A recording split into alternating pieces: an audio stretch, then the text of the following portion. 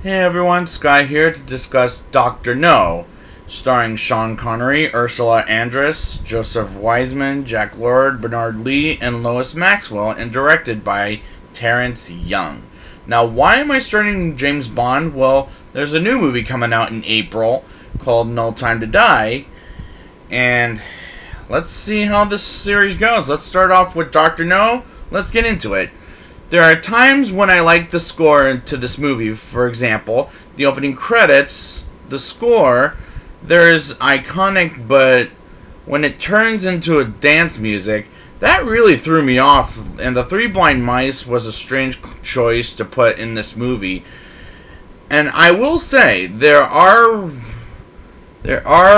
also times when the score becomes so freaking corny, and the Three Blind Mice shoot a man out of cold blue, and in that same score, the same robber shoot a lady that looked very shoddy.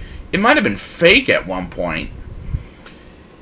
In a game of blackjack in London, we meet 007 himself, James Bond, played by Sean Connery, playing with Sylvia Trench, and she loses big time until James helps her out. And James Bond being portrayed by Sean Connery is a classic image, I must say, to see on the screen. And he's sent in by his boss to search for an evil villain named Dr. No, as the movie's title, as his assignment is to get him and find out his evil plan. And the MI6 office of the boss looks tremendous, as I'm enjoying Sean Connery in this movie. James arrives in Jamaica, and someone is tailing the car he's in, and he's suspicious of the driver as he gets punched on the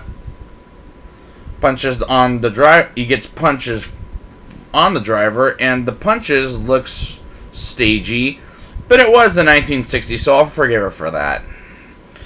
And the sound of the punches sound fake, and that I can forgive, kind of forgive, but what I can't forgive is he knocks the driver out. That sting he gives, it just looks like a dummy, and the actor playing the driver. James meets his boatman named Quarrel and asks to borrow his boat, and follows him to the bar, and Quarrel and another crew member fight James and meets Felix Leiter and drinks with him. And Felix Leiter is another character we're going to see when we get to the Daniel Craig neighborhood. And Quarrel and a woman shoots, meaning takes a picture of James as he takes the film out, and the photo shot that was shot looked really bad. And I like these characters, but the movie itself looks cheap, and to be fair, it was the 1960s, so I can forgive her for that.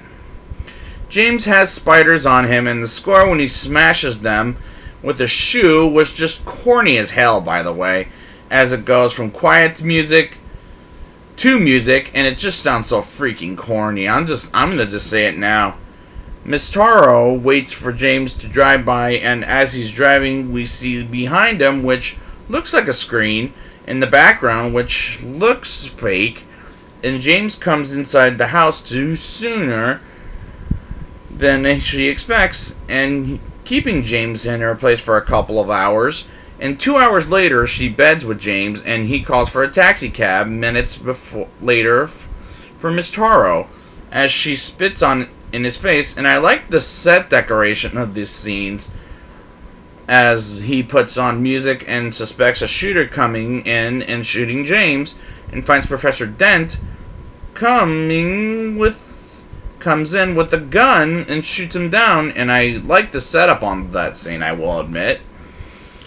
We get to an island and meet Honey Rider, played by Ursula Andress, who looks attractive in the 1960s, as they find a boat for James and Quarrel and shoots at them and to get them out of, which was kind of funny.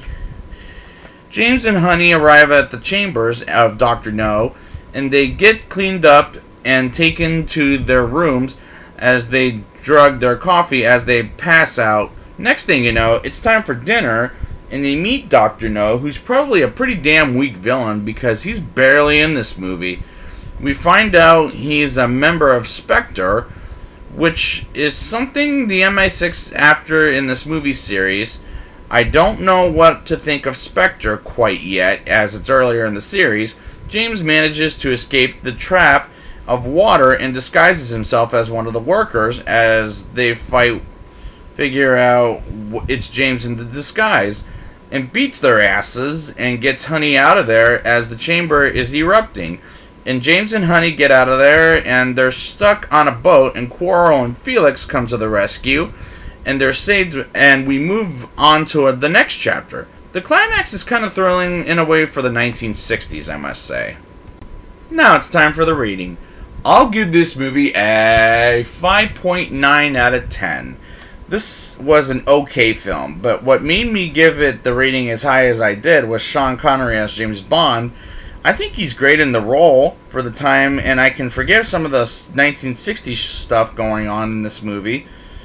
And somewhat really, and some not really, I'll say. Same with the score. There were times it was good, and there were times where it was corny. So I'd like to thank you guys for joining me, and next week I will be back with From Russia with Love. And until next time, Bond. James Bond.